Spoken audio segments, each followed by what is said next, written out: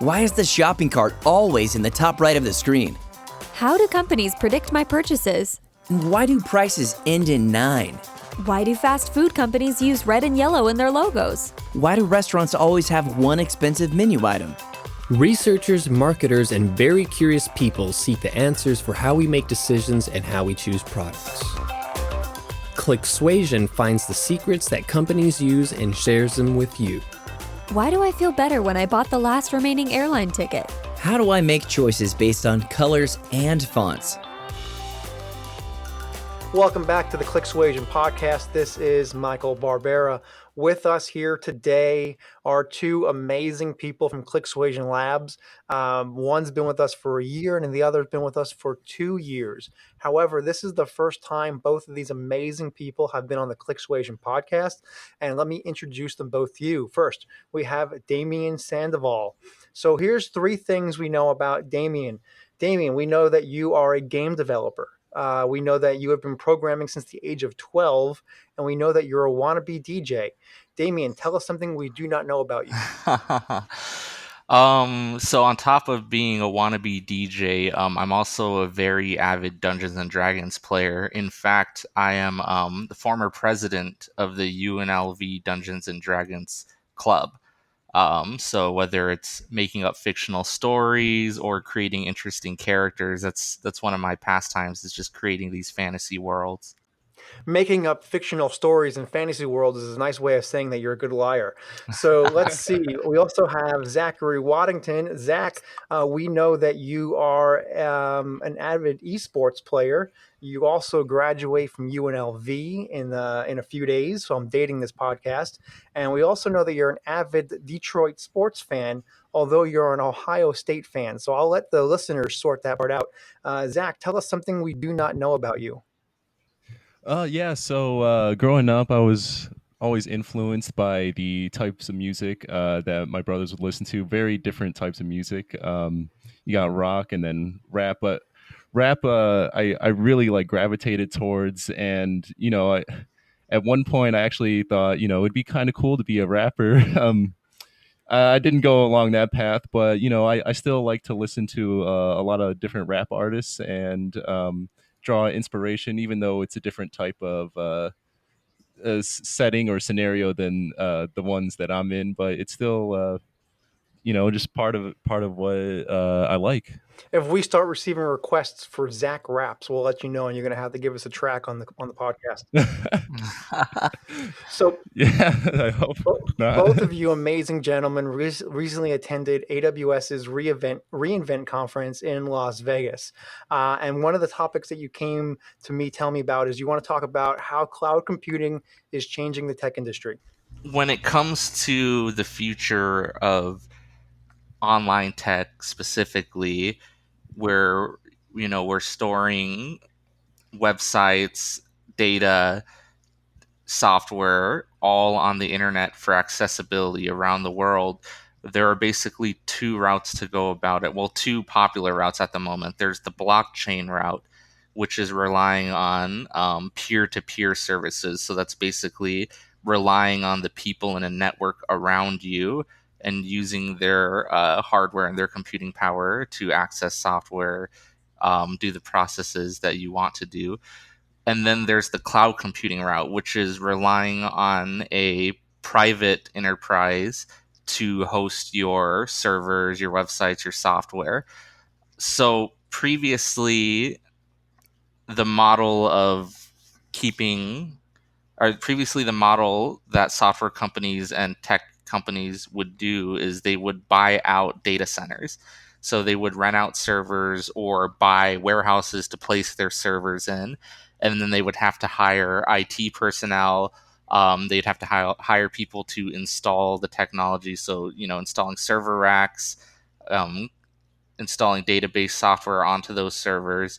And it was a lot of maintenance on the company's end and a lot of money being funneled to operations and being able to maintain their infrastructure.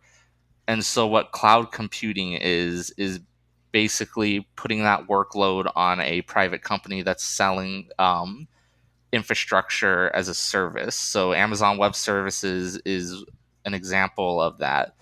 There's also Microsoft Azure. I believe it's pronounced Azure. And then Google's cloud services. So you've got these three major companies that have servers and data centers all around the world and have the processing power to, serve pages in an instant. And basically what they're doing is they're leasing these services out for a monthly cost. So let's say you have a new application idea and you plan that within the next 3 months you're going to have 100 million users, which is a lot.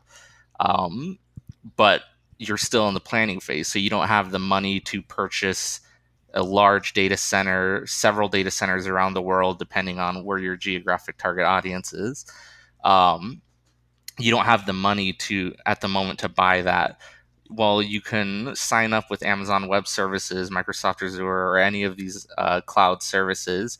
And what they will do is a lot of them start with a free plan. And as your project grows, as your product grows, and as your consumers grow and your audience grows, it will your services. So, for example, your database, your servers will scale with that, and Amazon, Microsoft, Google, all of these cloud service companies handle all of the scaling for you. They handle the tech experts who add in new servers. They handle all of the database migrations. It's a great way to start small and end big without having to funnel a ton of money into purchasing your own infrastructure or purchasing technicians or IT people to help integrate this. So what you're saying is that economically there is value in these models from Azure or AWS or similar alternatives for infrastructure as a service. Now, we know that these organizations are targeting the economic value where it's scalable. So you have 2 daily active users today, but you plan to have 100 million daily active users in 5 years. That would be an awesome number to achieve, by the way. So economically, it makes sense to scale with infrastructure as a service. In what way are these organizations targeting the buyer emotionally? So, as far as the way that it would be targeted emotionally, I would say that decreasing the workload that someone has to do for server management and so forth, even though that isn't directly saying, okay, this person's going to be happy from not having to do it, it does put, I would say, emotional strain, having to allocate resources into server management and database management, because it's a taxing process when you're managing all of that yourself. Say something does go wrong, rather than using a cloud platform, using an on-site platform would be, uh, I guess, stressful in many cases if a problem does arise. Say you're installing a new database. If something does go wrong, or a new server, whatever it be, if something does go wrong and you need to revert to an older SKU or roll back the changes that you made, then there are. I would say it put emotional stress or something along the lines of that, as far as having to go through that process. And cutting that out, while it may not eliminate stress from work in general, it would reduce uh, stress related to that particular process when migrating or something along the lines of So that. when looking at products and services and how they're targeting a specific segment of the population, it's the organization typically isn't selling the product. So for example, say you go to your favorite clothing website and you're looking at the website. If we were to put some human eye tracking glasses on you, more than likely you're not going to be looking at the clothing items, you're looking at the model. So when using human eye tracking glasses, the user looking at the website is showing more activity looking at the model's faces more so than the clothes. So in this scenario, what that company is selling is confidence. You're not selling clothing; you're selling confidence, because the buyer, even though they're buying the clothes, they're buying the garments and the retail items, they're buying based upon what the model looks like. So you're selling confidence. In this scenario, maybe it's not so much infrastructure as a service, maybe it's infrastructure as a convenience. So I think the product being sold here is convenience, especially if you're a smaller organization. Let's say you're a boutique 20-person team.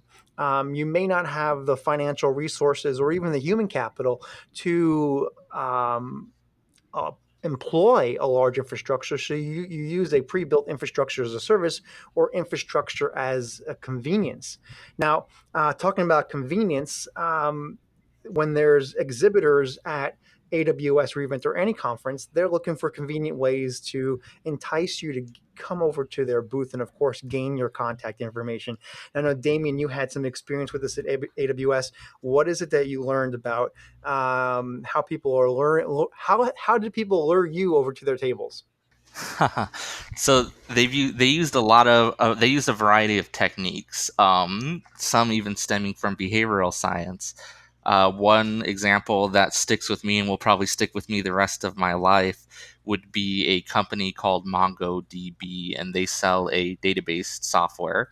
Um, MongoDB is a large competitor to AWS, Microsoft Azure, because they provide a database solution that those companies supply as well.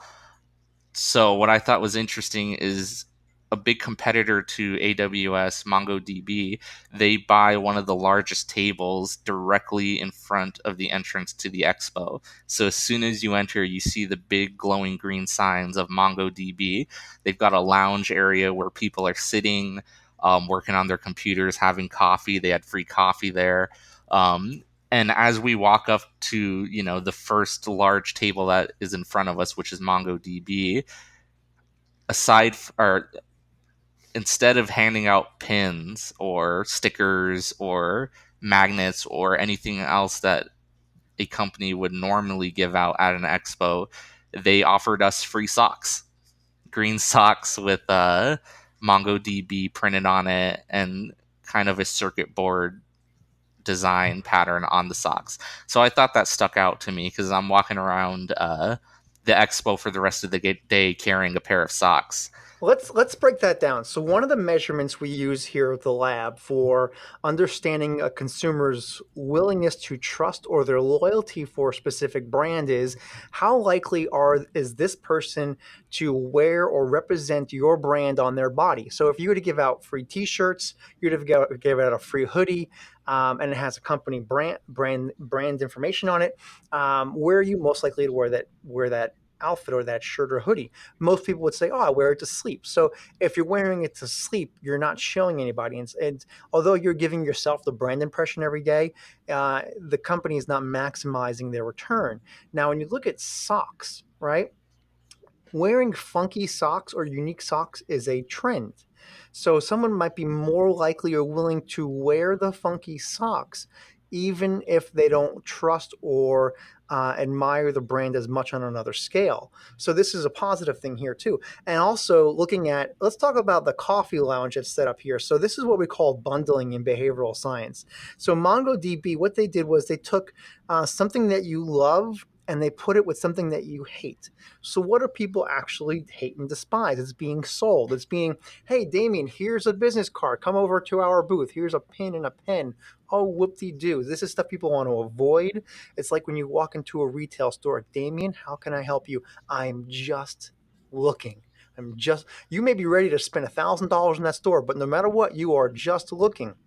So in bundling, you take something you love with something that people typically hate. And in this scenario, people despise or dislike booths at conferences because people are just looking to gain your contact information in exchange for whatever they're giving you. Now, in this situation, MongoDB built something that you love, an area, a lounge, a coffee shop where you could relax and get your work done. So this is a really good example of bundling that MongoDB has applied at AWS Reinvent. I agree. And one thing that definitely roped me and Zach in for good was they offered up a Nintendo Switch console. It's a video game console for free if you were to participate in a little game competition they had. Zach, did you want to discuss that a little more? Yeah, so that is what initially drew us in. Before we actually approached the booth and sat down and participated in the activity, they put that information out there. Yeah, if you just participate in this, it doesn't take too long. This activity, then you have a chance to win a Switch, and it's like, all right, not much to lose outside of 10 or 15 minutes of your time. Plus, the way that it was approached to us, it didn't seem bad. So their activity was to go ahead and use their platform, MongoDB's database platform, and kind of walk through these different steps. And there would be text and pictures and showing you, all right, these are the steps that you have to take to accomplish these different tasks for using this database. So the way that we got drawn in was, all right, yes, there's this free, uh, potentially free video game system that you could get. But then, you learn a lot when you actually go through using the actual software. And I think that was a very tactful move. Kind of bringing people into an environment where they could learn their platform. Maybe some people otherwise would not have tried their software, and once you use it, you become familiar, and you learn more on how the software is structured. And okay, this isn't too bad. It's not too difficult to use, and then maybe you're more inclined to use that software in the future. So they had us effectively demo their product by participating in a competition. So it was more of like a game. It was whoever could access the database the fastest and pull this information wins the Nintendo Switch, which is a $200-$300 console, by the way. So let's say, so what you're saying here is that MongoDB, number one, understands their target audience.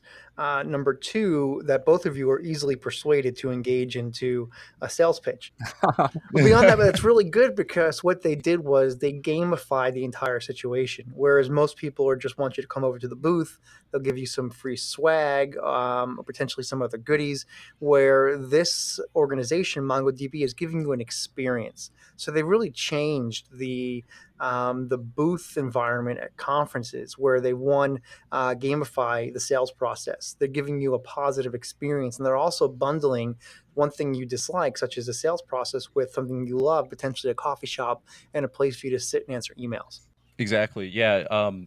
I think you hit the nail right on the head. That's exactly what the experience is like. I think having that approach would allow for them to bring in just more people to actually experience and test out their software. I think it was a great approach. So what most people don't really know, this might be actually the world's worst kept secret, is that Clicksuasion Labs has been applying or integrating computer science with behavioral science. That we've been applying psychology to code and programming, and so that's why AWS and these topics are really important to us and should be important to the listeners' organization as well. Is because you really want to make your website tangible. Your website's more than just a flashing billboard or a digital billboard. It is the extension of your brand experience. And so you want to provide ways for people to leave with a positive experience, for them to learn and to continuously engage. And sometimes that includes artificial intelligence. So I know one of the things that both Zach and Damien came back from AWS was some information about deep learning and artificial intelligence. Zach, what do you have to share with us? Kind of going back to I guess automated processes, how they could cut down workload. When we were at Capcom's presentation, their session on how they explained some of the ways that they utilize cloud technologies. They went into also how they use machine learning and how that plays a process for cutting down, I guess you would say, operational overhead. So if I have someone dedicated to a task, in their example, something like level design. It could be a time-consuming process, and particularly for something like a puzzle game, which they showed for level design. All right, how could this puzzle be solved in X number of steps or N number of steps, or how could this be solved? Now there are different approaches. If a person were to go ahead and sit down and try to create a level for how this particular puzzle would be solved, it could be quite difficult and quite time consuming for, all right, how do I solve this puzzle in X number of steps? For a person to solve it, it's very difficult, but to even formulate how a puzzle would be like created to service that requirement for being solved in a certain number of steps, it would be even more taxing or time consuming to formulate that.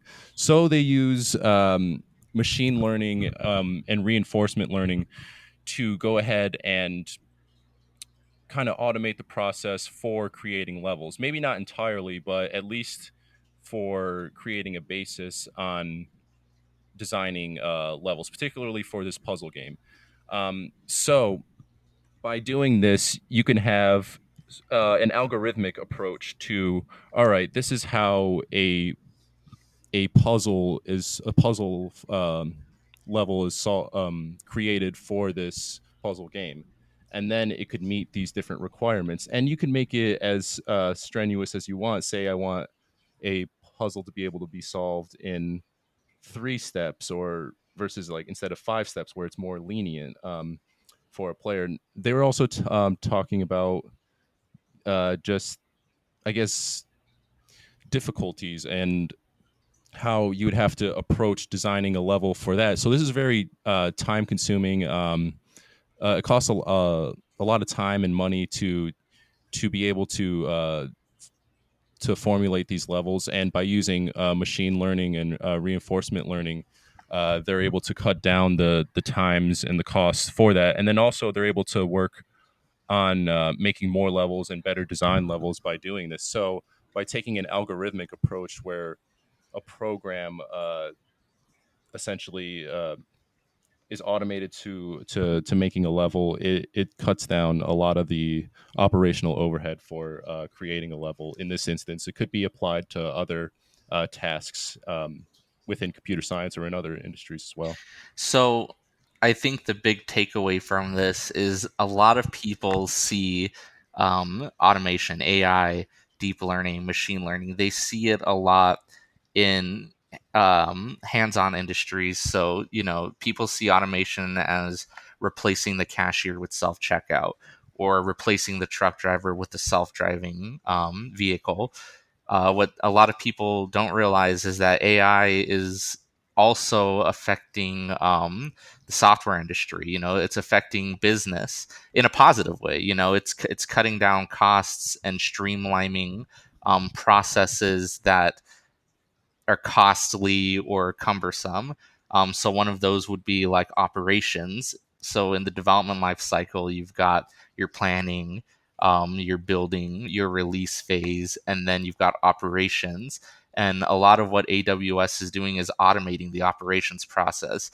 That goes back to what I was saying about scaling servers for work, for increased workload. All of that is automated with these cloud services. So the automation part fits really well into the 3 things we do at the lab. And that's one, everything we do here has to be actionable, relevant, and sustainable. So the sustainability piece is really important. So looking back at the 3 topics we talked today, some of the takeaways are, number 1, how cloud computing is changing the tech industry, which is really infrastructure as a convenience. Number 2 would be gamifying conference booths and providing more of an experience, maybe with bundling. And then lastly, the automation piece and how important it is to relevancy as well as sustainability going into the future. Damien and Zach, it's been absolutely phenomenal talking with you both. This is some great information that I think is actionable, relevant, and sustainable. And hopefully the listeners can apply this to their organizations and their campaigns almost immediately. Damien, if any of the listeners want to get in contact with you, how could they reach you? Yes, they can reach me at my Clicksuasion Labs email address, which is Damien, Damien, at clicksuasion.com. Awesome. And Zach, if the listeners want to harass you as well, how could they find you? Yeah, likewise, you could reach me at my Clicksuasion email, zack@clicksuasion.com. I look forward to to interacting with the viewers, or the listeners rather, and hopefully discussing more. Thank you for the invite, by the way. Awesome. This has been absolutely phenomenal. So for the listeners, go ahead and subscribe to the Clicksuasion podcast wherever you get your podcasts.